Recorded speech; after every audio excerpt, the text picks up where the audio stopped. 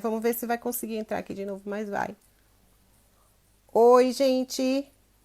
Olá, pessoal. Então, nós vamos voltar, porque o debate estava assim realmente maravilhoso e eu quero deixar aqui claro e agradecer também ao professor Jorge Carvalho por essa explanação importantíssima e agradecer também a presença de vocês. O professor Jorge vai voltar aqui com a gente, tá?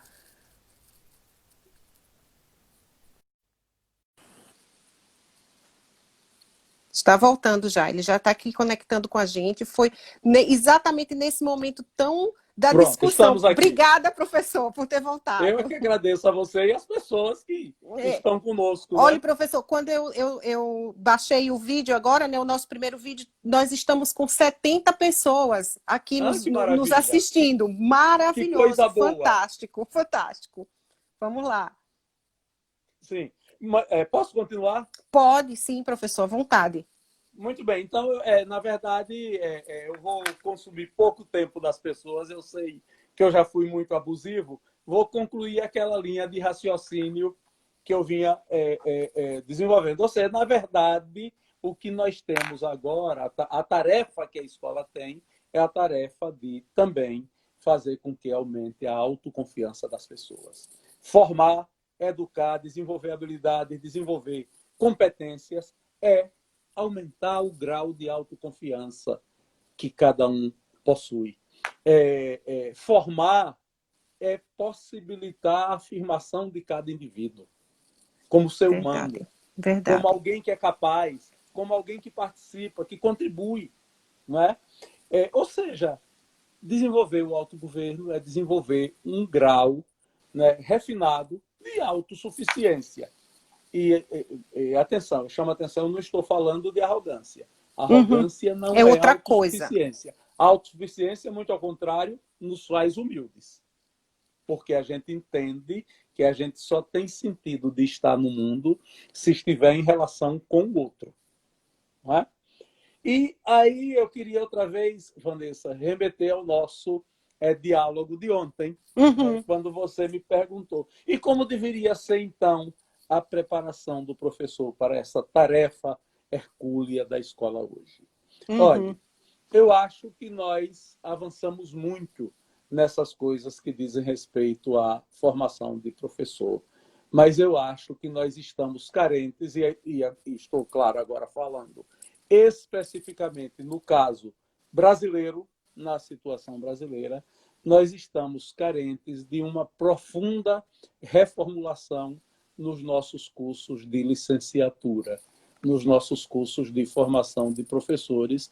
E falo isso com todo o desprendimento, com toda a sinceridade, com toda a tranquilidade de alguém que passou a maior parte da vida até agora dentro da Universidade Federal de Sergipe e em outras instituições universitárias, trabalhando com formação de professores em Uhum. cursos de licenciatura, num programa de pós-graduação em educação, em cursos de mestrado e doutorado, formando docentes, formando pesquisadores, orientando dissertações e teses, mas com a clareza de que o amadurecimento está nos mostrando que nós precisamos reformular os nossos padrões. Né? Uhum. Era um processo que vinha em debate na sociedade brasileira.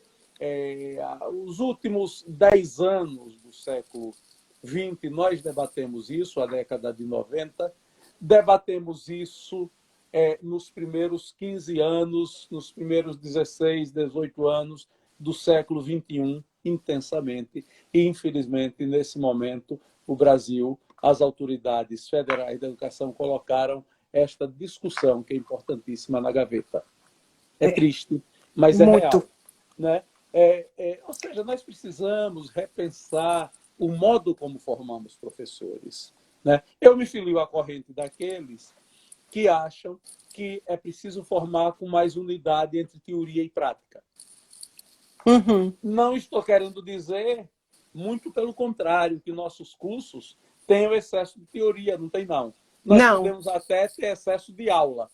é de aula, mas não tem excesso de Temos pouca teoria. teoria. É. Né? E mesmo tendo excesso de aula, temos pouca prática.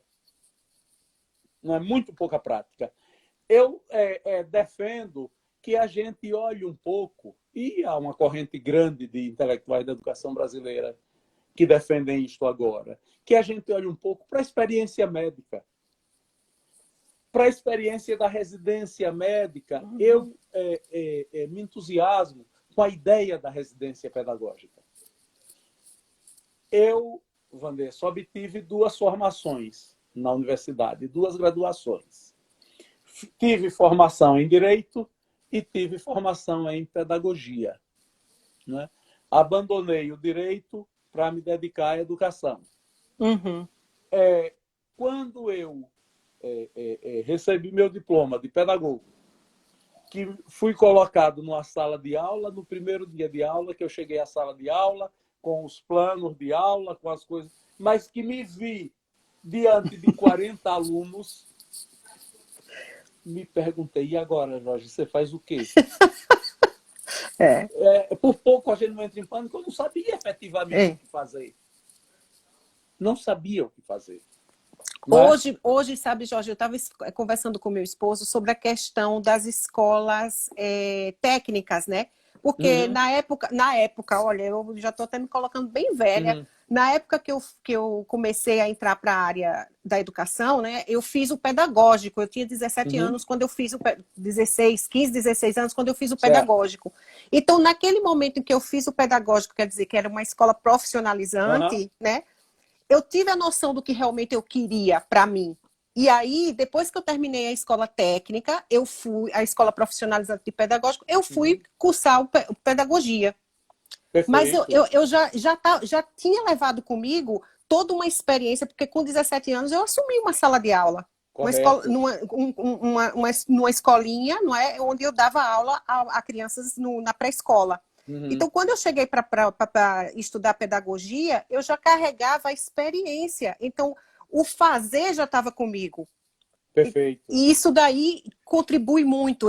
A prática, né, é o que vai fazer. Esse susto de chegar numa sala de aula com 45 alunos, eu já não tive. Quando eu já me tornei pedagoga, assim, me sentindo a pedagoga, eu já não tive esse susto. Mas a gente passa então, isso eu mesmo, penso Jorge. que a experiência da residência pedagógica é algo que pode acompanhar o professor em formação desde o primeiro dia em que ele ingressa no seu curso de licenciatura até o final, claro. Concordo. Ele tem que ser acompanhado pelos professores que o orientam no ensino superior, pelos professores que estão em atividade na escola, na rede escolar de educação básica, e entender, né, o sentido daquele conjunto de teorias que ele precisa aprender no curso de formação de professores. Né? Essa foi a reflexão que eu fiz para conversar com você. Esse foi o recado que eu trouxe para conversar com as pessoas aqui.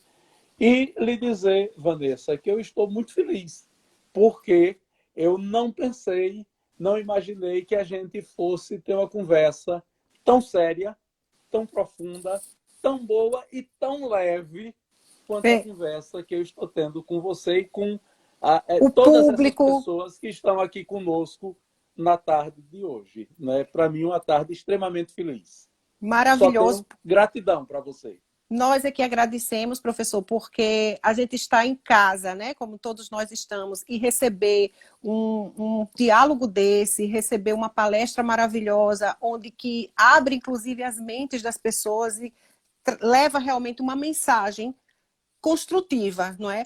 Porque eu acho maravilhosa, todas as lives estão sendo assim fantásticas, cada uma contribuindo de uma forma, né, específica, mas que as pessoas também aproveitem esses momentos para trocar experiência, trazer essas pessoas como o senhor, que carrega toda uma história, né, na educação, por exemplo, para que a gente possa estar fazendo com que, nesse momento, a gente aproveite essas oportunidades para entrar nos lares das pessoas, levando conhecimento. Isso é muito importante.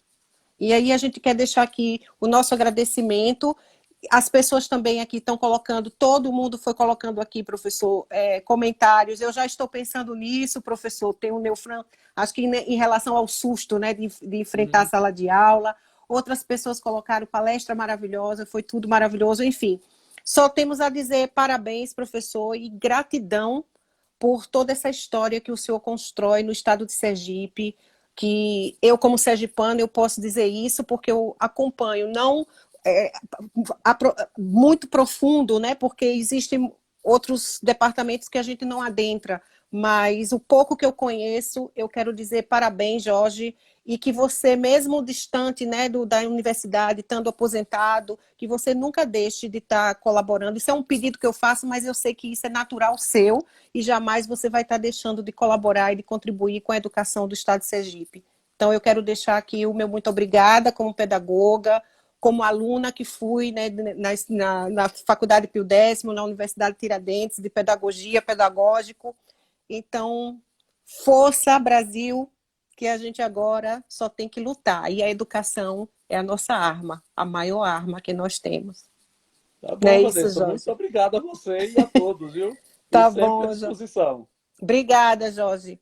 Olha, um obrigado a todos. Você pode agradecer aqui também, Jorge, para o pessoal que está aqui. Tá bom, olha, muito obrigado. Eu sei que estamos em casa, mas cada um está no seu home office, cada um tem suas tarefas de trabalho e os afazeres domésticos, né? Aliás, uma coisa que eu esqueci de comentar, Vanessa, mas como tem sido educativo também, para mim, que sempre, esses anos todos, passava o dia na rua, ver como são penosas as tarefas domésticas, Oh, né? oh. Entendeu? Estou tendo que me desvencilhar de algumas delas e É. é um horror, viu? É um horror, mas estamos aprendendo, evolução, Pois né? é, exatamente. Evolução. Né? E dizer que sempre estarei à disposição, né, quando for convidado, e por Vanessa ou por qualquer um dos que aqui estão, para a gente trocar ideias sobre essas coisas e outras coisas que são do meu agrado. Obrigada, professor. E está nos devendo nossa visita aqui em Viena, Eu né? O senhor e a sei Esther. disso. Tá bom. Muito obrigado, Oh, Vanessa. um beijo para Um beijo vocês. para você, viu? Tchau. Tchau. Obrigada. Tchau.